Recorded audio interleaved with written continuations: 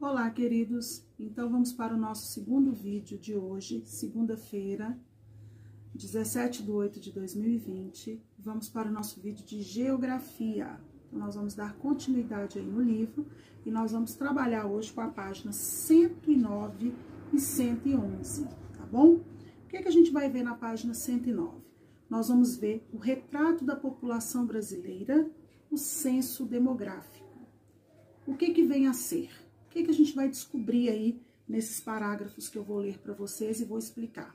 Nós vamos ver um pouquinho sobre a história do censo demográfico. Hoje o censo é realizado pelo Instituto Brasileiro de Geografia e Estatística. O censo ele é realizado a cada 10 anos. E por que se faz o censo? O censo ele é feito para saber, por exemplo, a quantidade de homens que tem no Brasil, a quantidade de mulheres que tem no Brasil, a faixa etária desses homens, a faixa etária dessas mulheres, para a gente saber também, por exemplo, a quantidade de filhos que tem numa casa, num determinado local, né, numa determinada localidade do país. A gente também descobre através do censo as pessoas que têm acesso à rede de esgoto, água tratada, energia elétrica e internet. Então, o censo, ele vem trazer informações sobre a população de um determinado país, no caso nosso, o Brasil, e com essas informações que são colhidas através dos recenseadores, que são as pessoas que vão até a nossa casa, devidamente uniformizados e credenciados, tá? Quando eles vão às nossas casas, eles vão já munidos de perguntas, né? E eles até carregam um aparelhinho, porque muitas vezes as respostas já são enviadas em tempo real para a central do IBGE. Com essa coleta de dados, de informações, os nossos governantes eles têm a capacidade de destinar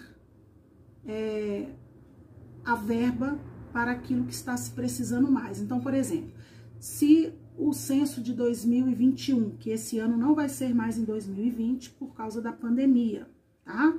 Então, se esse ano não tivesse ocorrido a pandemia, o censo já teria começado lá em abril, tá? Mas devido à pandemia, foi adiado para o ano que vem, tá? Então, vamos supor que ano que vem eles percebam que ainda tem muitas localidades no Brasil que ainda não tem rede de esgoto. Aí o que eles vão fazer? Os governantes daquele determinado lugar, eles vão desviar a verba para melhorar as condições de vida dessas pessoas. Deveria ser feito dessa forma, tá, meus queridos? Mas a gente sabe que devido à corrupção, que é enorme no nosso país, o dinheiro não chega nos lugares que deveria chegar. Infelizmente, isso é uma triste realidade, tá? Então eu torno a falar, o Brasil não é um país pobre, o Brasil é um país mal governado, tá bom? Então vamos ver aqui um pouquinho dessa história, o que o livro traz. Então, a gente vai ver que o primeiro recenseamento foi feito lá na época que os portugueses ainda dominavam aqui. E depois, como que o censo passou a ficar por conta do Instituto Brasileiro de Geografia e Estatística, tá? Então, peguem o marca-texto de vocês, página 109. Até agora, foram apresentados a você os povos que deram origem à população brasileira e que continuam contribuindo principalmente em seu aspecto cultural. Então, a gente viu lá nas páginas anteriores o povo europeu, o povo indígena e também vimos o povo africano, correto? A gente viu as contribuições que esses povos deram para a formação da nossa cultura. Então, vocês vão grifar aí para mim esse primeiro parágrafo.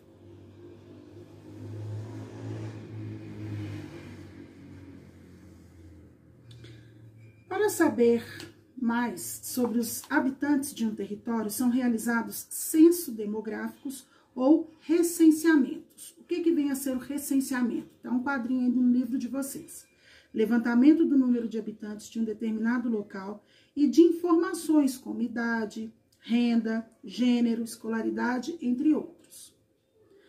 Até o final do século XIX, as informações eram obtidas por meio de relatórios feitos por padres sobre o número de batizados ou por funcionários do governo português. O primeiro censo foi realizado em 1872 e recebeu o nome de Recenseamento da População do Império do Brasil. Nele foram contados 9.930.478 habitantes, sendo que 5.123.869 eram homens e 4.806.609 eram mulheres. Desde então, os censos acontecem periodicamente. Foi o que eu falei com vocês, ele acontece de 10 em 10 anos. Então, nesse terceiro parágrafo aqui, nós vamos grifar de até o final do século XIX até Brasil, tá? Não é o parágrafo todo, nós vamos grifar até recenseamento da população do Império do Brasil. Com a criação do IBGE, que é o Instituto Brasileiro de Geografia e Estatística, em 1938 começa a moderna fase censitária no Brasil. O censo realizado em 2010 pôde ser respondido via internet. Olha que interessante, né? A gente já começou a usar a tecnologia a favor do censo. O próximo censo seria realizado em 2020, como eu já expliquei, não será mais devido à pandemia. Ele foi adiado para 2021.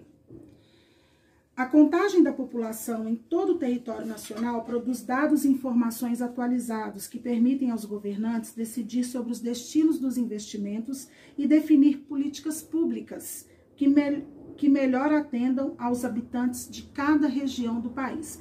Ou seja, primeiro, segundo, terceiro, quarto, aqui no quinto parágrafo é o objetivo do censo.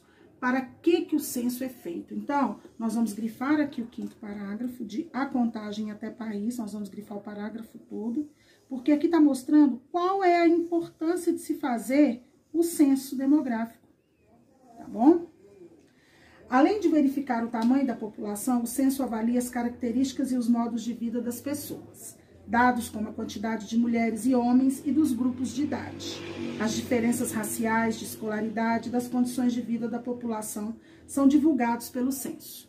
Informações como acesso à água tratada, esgoto, internet, também são descobertas através do censo. Então, aqui mostra o que o censo traz de informação para a gente. Então, esse último parágrafo também, ele é importantíssimo. Então, nós vamos grifar de além de verificar até censo. O último parágrafo todo da página 109. Então, meus queridos,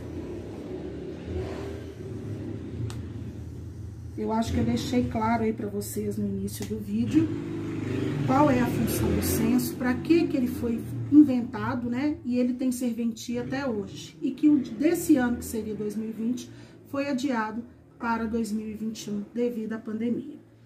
Bom, leiam novamente, se necessário, tá? Não deixem de grifar os parágrafos aqui que são importantes. E vocês vão fazer para mim o exercício que está na página 111, tá bom?